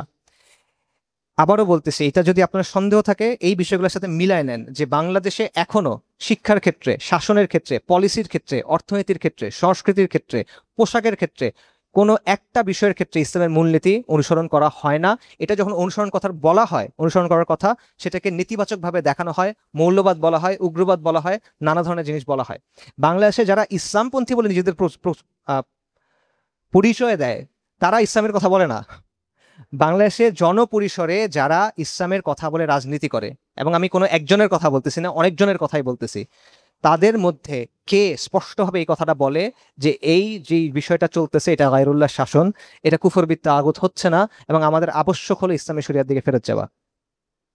আপনি সর্বোচ্চ বলতে পারবেন কি কল্যাণ রাষ্ট্র, আপনি সর্বোচ্চ বলতে পারবেন যে রিপাবলিক, ইসলামী রিপাবলিক, আপনি সর্বোচ্চ বলতে পারবেন যে ইসলামের মূলনীতি অনুযায়ী ডেমোক্রেসি, এতটুক। কিন্তু ইমারা, শরিয়া, খিলাফা, এটা আপনি বলতে পারবেন না। এটা যে বলে সে উগ্রবাদী, মামলা দেওয়ার বিরুদ্ধে, রাইট? এইটা হলো বাস্তবতা। আরেকটা বাস্তবতা হলো যে সাধারণ মানুষের কাছেও বিষয়গুলো স্পষ্ট না। এই দোষ কার? সাধারণ মানুষের কাছে এটা স্পষ্ট কিনা বলেন। শাসনটা যে আল্লাহর হওয়ার কথা, শরিয়া যে কায়েম হওয়ার কথা, এই বিষয়গুলো সাধারণ মানুষের কাছে স্পষ্ট। স্পষ্ট না কেন? এই দোষ কার? এই দোষ আমাদের। কাফেররা তাদের যে আদর্শ এটা পৌঁছায় দিছে এদের কাছে, মানুষ বুঝে না বুঝে সে কথাটা শিখছে, হ্যাঁ এটা লাগবে, ভোটের অধিকার, তাই না? এই কথা সে বুঝছে, বুঝে না এটার মানে, কিন্তু সে কথাটা মুখস্থ করে নিছে, কিন্তু আপনার কথাটা সে আপনি তার মাথায় দিতে পারেন নাই। এটা আমার আপনার ব্যর্থতা। তারপর দেখেন যে আমরা জাতীয় যতগুলো ইস্যু আছে বাংলাদেশের, কোনো জাতীয় ইস্যুতে, মানে মানুষের দৈনন্দিন জীবনের যে সমস্যা, আর্থসামাজিক সমস্যা, কারণ সাধারণ মানুষ কিন্তু আকিদা নিয়ে, আদর্শ নিয়ে চিন্তা করে না। সে চিন্তা ওটা কি নিয়ে? তার পেট নিয়ে, তার পরিবার নিয়ে। তো তার যে সমস্যাগুলো আছে, এবং তার তো অনেক সমস্যা আছে, দুর্নীতি আছে, চাঁদাবাজি আছে, সন্ত্রাস আছে, অনেক সমস্যা আছে। এই সমস্যাগুলোতে আপনি তার পাশে গিয়ে দাঁড়াইছেন কিনা? সত্যি করে বলেন, আমরা দাঁড়াইছি কিনা? বাংলাদেশের 54 বছরের ইতিহাসের মধ্যে দেখেন যে কোনো এই ধরনের জাতীয় আন্দোলন ইসলামপন্থীরা শুরু করছে কিনা এবং সফল হয়েছে কিনা। আমরা খাস খাস কিছু ইমানি ইস্যু যেটা আমরা বলতেছি, সেই ইস্যুতে কাজ করছি, কিন্তু মানুষের যে বিষয়ে চিন্তা, সেই বিষয়ে আমরা তার পাশে দাঁড়াই নাই। এখন জনগণের ফিতরাত হলো, জনগণ ওই মানুষটাকে নেতৃত্বের জন্য উপযোগী মনে করে যে তার প্রয়োজনের সময় তার পাশে দাঁড়ায়। এটা মানুষের ফিতরাত। এখন সে দেখে তার প্রয়োজনের সময় আপনি তার পাশে নাই, আপনার প্রয়োজনের সময় আপনি তারা ডাকতেছেন। এখন সে যে তাও আপনার কথা শুনে, এটাই তো মনে হয় অনেক, নাকি? নাকি আপনি তাকে দোষ দিবেন যে এরা সবাই মুনাফিক হয়ে গেছে? না, আপনি আপনার কাজ করেন নাই, আমি আমার কাজ করি নাই, আমি তার পাশে গিয়ে দাঁড়াই নাই। আপনি বলতেছেন ইসলাম হলো complete way of life, complete code of life, পূর্ণাঙ্গ জীবন বিধান। পূর্ণাঙ্গ জীবন বিধানের মধ্যে ভাই চাঁদাবাজি, তারপরে যে সিন্ডিকেটবাজি, দুর্নীতি, এই বিষয়গুলো নাই, এগুলো সমাধান করার কথা নাই। আমর বিল মারুফ নাহিল মুনকারের মধ্যে এগুলো নাই, আমরা করি নাই, তো আমরা সরাই ফেলছি ওখান থেকে। তো মানুষ অবভিয়াসলি মনে করতেছে যে এর কাছে আমি যাব মাসলা মাসাইল জানতে, এদের কাছে আমি জানবো একটু আখিরাতের কথা শুনতে, কিন্তু আমার দুনিয়ার জন্য যাব আমি অমুক তমুকের কাছে। তো এই অবস্থাটাও আমাদের একটা সমস্যা যেটা আমরা করি নাই। এবং জনপরিসরে স্পষ্টভাবে এই কথাটা কে বলতেছে আমাকে বলেন, স্পষ্টভাবে কে বলতেছে যে আল্লাহ আমাদের দুনিয়াতে পাঠাইছেন কুফর বিত তাগুত ঈমান বিল্লাহর জন্য। এবং কুফর বিত তাগুত ঈমান বিল্লাহর মানে হলো সব ধরনের শিরক অস্বীকার করা, যার মানে হলো এই প্রাসাদের শিরক, এই সংসদের শিরক, এই সংবিধানের শিরক, এগুলো অস্বীকার করা। এই কথাটা প্রকাশ্যে কে বলতেছেন বলেন জনপরিসরে? বলা হচ্ছে না। যে রাজনৈতিক প্রকল্পগুলো আমাদের সামনে আছে তাদের নিয়ত ভালো, আমি তাদের নিয়তকে অস্বীকার করি না, কিন্তু এই বিষয়গুলো স্পষ্ট করা হয়েছে কিনা বলেন? হয় নাই। এটা বাস্তবতা ভাই। আবেগ দিয়ে এই বাস্তবতা আপনি আড়াল করতে পারবেন না। সো সব দিক থেকে এই বাস্তবতা স্বীকার যদি আমরা করি, তার মানে হলো আমরা বুনিয়াদী পর্যায়ে আসি। তাহলে আমি বলছিলাম আমি আপনাদেরকে 3টা দায়িত্বের কথা বলবো, 2টা বাস্তবতার কথা বলবো, তারপর একটা আহ্বান করব। আমি আবার রিক্যাপ করি, ফাতাক্কির ইন্না ফাতিজ যিকরা। 3টা দায়িত্ব কি? তাওহীদ জানা, বোঝা, মানা, বাস্তবায়ন করা, এর দিকে মানুষকে আহ্বান করা। এবং এটা করবেন ওই ওই শিরকের ব্যাপারে বেশি করে, সবগুলোর ব্যাপারেই করবেন, খাসভাবে ওইটার ব্যাপারে বেশি করবেন যেটা মানুষের মধ্যে বেশি প্রচলিত। নাকি যেটা মানুষের মধ্যে প্রচলিত না ওটা নিয়ে বলবেন বেশি, যেটা বেশি প্রচলিত ওটা নিয়ে আপনার বলতে হবে। এটা আপনার দায়িত্বের মধ্যে পড়ে, দাওয়াতের দায়িত্বের মধ্যে এটা পড়ে। তারপর হলো আমর বিল মারুফ নাহি আনিল মুনকার, এবং তারপর হলো আল্লাহ জমিনে আল্লাহ দিন সামগ্রিকভাবে কায়েম থাকুক এটার জন্য চেষ্টা করা। এই 3টা দায়িত্ব, 2টা বাস্তবতা। এই সমাজে আপনি দুর্বল, এই সমাজে আপনি সেকেন্ড ক্লাস সিটিজেন, আপনার হক নাই কোনো, আপনি কোটায় আছেন। আর পরবর্তী বাস্তবতা হলো যে দিন কায়েমের যে প্রক্রিয়া, এটার মধ্যে আমরা কোনোভাবেই শেষ পর্যায়ে পৌঁছায়নি, আমরা প্রাথমিক পর্যায়ে আছি, যেটা হলো বুনিয়াদ তৈরির পর্যায়ে। তো এই জায়গায় আমি সর্বশেষ পয়েন্টে যাই, যেটা হলো আমার আহ্বান আপনাদের প্রতি বা আমার আপনাদের প্রতি অনুরোধ। যদি এই কথাগুলো আপনারা স্বীকার করেন এবং মানেন, তাহলে আমাদের কাজটা কি? আমাদের কাজ হলো এই পর্যায়ে কাজ করা সমাজের মধ্যে। বুনিয়াদী পর্যায়ের মধ্যে আমি আসি, এই 3টা আমার দায়িত্ব। সমাজের মধ্যে আমি দুর্বল, এই সবগুলো জিনিস আমার চোখের সামনে রেখে এবার কাজে ঝাঁপায় পড়া, কাজ করা। কেন কাজ করা? এটা কি আমার অবসর সময় আমি কিছু কাজ করব নফল আমল হিসেবে? না, এটা আপনি করবেন আবারও আল্লাহর কাছে ওজরের জন্য, আল্লাহর কাছে নাজাত পাওয়ার জন্য, আল্লাহর পাকড়াও থেকে বাঁচার জন্য। এই জন্য আপনি এই কাজটা করবেন। আল্লাহ পরীক্ষা করবেন আমাদের, ওই পরীক্ষা থেকে বাঁচার জন্য করবেন। কবরের 3টা প্রশ্ন আছে, এই 3টা প্রশ্নের উত্তর তো মুখস্থ, একটা কাফেরও তো এটা মুখস্থ করতে পারবে না। সহজ প্রশ্নের উত্তর, এক এক শব্দের উত্তর। তাহলে মানুষ পারবে না কেন বলেন? কারণ এটা মুখস্থ করার বিষয় না, এটা প্রমাণ করার বিষয়। সেই প্রমাণটা দেওয়ার জন্য আপনি এই কাজগুলো করবেন। এবং সেই কাজটা আপনি কি করবেন? সেই কাজের জন্য আমাদের যেটা করতে হবে, প্রথমত তাওহীদের দাওয়াত আপনার দিতে হবে। এবং এটাও আপনি নবীদের কাছ থেকে শিখবেন, আর কারোর কাছ থেকে শেখার দরকার নেই, নবীদের কাছ থেকে শিখেন। নবীদের কাছ থেকে, নবীদের দাওয়ার বৈশিষ্ট্য কি? নবীদের দাওয়ার বৈশিষ্ট্য হলো প্রথমত তারা তাওহীদের দাওয়াত দিয়েছেন, রাইট, যেটা আমরা এতক্ষণ আলোচনা করলাম। তারপর নবীরা মানুষকে দেখায় দিয়েছেন প্রধান সংঘাতটা কোন জায়গায়। নবীরা দেখায় দিয়েছেন প্রধান অনেক কিছু দুনিয়ার মধ্যে চলে, আমাদের সমাজে এখন 157টা জিনিস চলতেছে, অসংখ্য ঘটনা। আপনি ফেসবুকে ঢুকবেন, নিউজ পেপারে ঢুকবেন, খবরের পর খবর, ইস্যুর পর ইস্যু। কিন্তু মূল ইস্যু কি? মূল ইস্যু আম্বিয়া কেরাম দেখায় দিচ্ছেন, এবং আপনি যদি আম্বিয়া কেরামের অনুসরণ করতে চান এই কাজটা আপনার করতে হবে। মূল ইস্যু হলো গায়রুল্লাহ নিজাম বনাম আল্লাহর নিজাম, আল্লাহর আইন বনাম তাগুতের আইন। এই বিষয়টা আপনার মানুষের সামনে দেখা দিতে হবে। যখন আপনি বারবার মানুষকে এটা বলে বলে বোঝাতে পারবেন, মানুষ যে কোনো একটা অংশ বেছে নিতে বাধ্য হবে। এটা নবীদের কাজ, হুজ্জত কায়েম করা। তো নবীদের এখান থেকে আমাদের শিক্ষণীয় বিষয়টা হলো এই দাওয়াতটা আমাদের মানুষের কাছে স্পষ্ট করতে হবে। আপনি আপনার মুখে বলেই করবেন, আর কোনোভাবে আপনি করতে পারতেছেন না, আপনি দুর্বল, কিন্তু এটা বলেই করবেন। এবং এটা আম্বিয়া কেরাম করছেন আলাইহিমুস সালাম। আম্বিয়া কেরাম আল ওয়ালা ওয়াল বারার শিক্ষা দিচ্ছেন, যে আল্লাহর রাহে ভালোবাসা, আল্লাহর রাহে ঘৃণা করা। আমি তাওহীদ এবং তাওহীদের অনুসারীদের ভালোবাসি, আমি শিরক এবং শিরকের অনুসারীদের অপছন্দ করি, এবং আমি সকল শিরকি তন্ত্র মন্ত্রবাদ মতবাদ ব্যবস্থা সবগুলোকে অস্বীকার করি। এই জিনিস আপনার করতে হবে। সকল নবী জিহাদ করেন নাই, নাকি করছেন? সব নবী জিহাদ করছেন? বলেন, কনফিউশন আছে কারো? আদম আলাইহিস সালাম জিহাদ করছেন? নূহ আলাইহিস সালাম জিহাদ করছেন? সব নবী জিহাদ করেন নাই, কিন্তু সব নবী কুফর বিত তাগুত করছেন, এবং সব নবী আল ওয়ালা ওয়াল বারা শিক্ষা দিয়েছেন। এই শিক্ষা আপনার দাওয়াতের মধ্যে থাকতে হবে। এবং আপনার নবীদের দাওয়াতের বৈশিষ্ট্য হলো তারা ছিল মুবাশশিরিন বা মুনজিরিন, তারা মানুষকে সুসংবাদ দিছেন এবং সতর্ক করছেন। কিসের ব্যাপারে? আখিরাতের ব্যাপারে, যে এই জীবন শেষ হয়ে যাচ্ছে, এটার পরে আখিরাত অপেক্ষমান তোমার জন্য, সেটার জন্য প্রস্তুতি নাও। নবী সাল্লাল্লাহু আলাইহি ওয়াসাল্লাম সাফা পর্বতে দাঁড়ায় ডাকছেন কিভাবে? ইয়া বনু আমের, ইয়া বনু ফেহের, তোমরা সবাই আসো আসো। তারপর তিনি বলছেন যে আমি যদি তোমাদের বলি এই পাহাড়ের পেছনে একটা সেনাবাহিনী তোমার জন্য অপেক্ষা করতেছে, তোমরা কি এটা মানবা? বলে অবশ্যই মানবো, তুমি তো আল আমিন সাদিক। তখন রাসূলুল্লাহ সাল্লাল্লাহু আলাইহি ওয়াসাল্লাম বলছেন, আমি তোমাদের এক ভয়ঙ্কর দিনের কথা বলতেছি, আমি তোমাদেরকে এটা ব্যাপারে সতর্ক করতেছি। এবং সকল নবী এটা করছেন, তারা সুসংবাদ দিছেন এবং তারা সতর্ক করছেন। সেই কাজটা আপনার করতে হবে এবং আপনার আমর বিল মারুফ নাহি আনিল মুনকার করতে হবে। এবং আপনার যে কাজটা হবে করতে হবে সেটা হলো, নবী সাল্লাল্লাহু আলাইহি সাল্লাম হাদিসে আছে, নবী সাল্লাল্লাহু আলাইহি সাল্লাম বলছেন সহিহ বুখারীতে, যে আল্লাহ এমন কোনো নবী পাঠাননি যিনি ছাগল বা ভেড়া চড়াননি বা মেষ চড়াননি। সাহাবীগণ জিজ্ঞেস করলেন, ইয়া রাসূলুল্লাহ আপনিও? তখন তিনি বলেন, হ্যাঁ, আমিও কিছু কিরাতের বিনিময়ে মক্কাবাসীদের মেষ চড়াতাম। মানে প্রত্যেক নবী রাসূল রাখাল ছিলেন। এই হাদিস শোনেন নাই? আগে শোনেন নাই কেউ? প্রত্যেক নবী রাসূল রাখাল ছিলেন। ইবনু হাজার আল আসকালানী রাহিমাহুল্লাহ এই হাদিসের ব্যাখ্যায় বলছেন, নবীরা রাখাল ছিলেন কেন? কেন আল্লাহ তাদেরকে রাখাল বানাইলেন? যাতে করে তারা নবুয়তের জন্য ট্রেনিং পান। মানুষ ভেড়ার মতো, নবীদের দায়িত্ব হলো রাখালের মতো। এবং ভেড়া কিন্তু মানে কনফিউজ থাকে, ভেড়া ভয় পায় এবং ভেড়া খুব দ্রুত এলোমেলো হয়ে যায়। তো রাখালের দায়িত্ব হলো ভেড়াকে একত্রিত করা, শান্ত করা, সাহস দেওয়া, গন্তব্য দেখানো, বিপদ পার করে গন্তব্যে পৌঁছে দেওয়া। এবং ভেড়ার মধ্যে বিভিন্ন মেন্টালিটি থাকে, মানুষের মধ্যে বিভিন্ন মেন্টালিটি থাকে। না বুঝে ভেড়া রাগারাগি করে, মানুষও না বুঝে রাগারাগি করে। তো নবীদের এই ট্রেনিংটা হয়েছে যে যাতে করে তারা মানুষের মনস্তত্ত্ব বুঝেন। আমার কথা না, ইবনু হাজার আসকালানীর কথা। আপনারা, আমার কাছে লেখা আছে, বাট আমি আর পড়তেছি না, সময় নাই যেহেতু। তো এই ব্যাপারটাও বোঝা, এই ব্যাপারটা বোঝা যে যারা আপনাকে আল্লাহ এই নিয়ামত দিছেন, এই তাওহীদ আল্লাহ আপনাকে বোঝার অবস্থা দিছেন, এই বাস্তবতা আল্লাহ আপনাকে বোঝার তৌফিক দিছেন, আপনার দায়িত্ব হলো এই রাখালের ভূমিকা অবতীর্ণ হওয়া। আপনার দায়িত্ব হলো এই সমাজের কাছে যাওয়া, আপনার দায়িত্ব হলো সমাজের কাছে সত্যটা স্পষ্ট করা, আপনার দায়িত্ব হলো ভেড়াগুড়াকে একসাথে করে তাদের গন্তব্যটা দেখায় দেওয়া এবং লম্বা পথ হইলেও ওই পথ চলাটা শুরু করা। এই দায়িত্বটা আমাদের।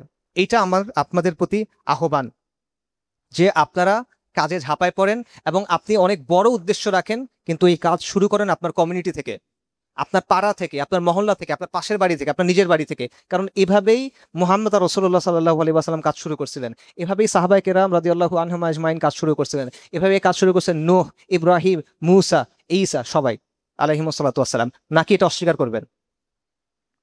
ওইভাবে কাজ শুরু করেই পুরো দুনিয়ার উপরে তাদেরকে সম্মানিত করা হয়েছে, নাকি করা হয় নাই? এভাবেই তো হয়েছে, কারণ এইভাবেই আল্লাহ চান।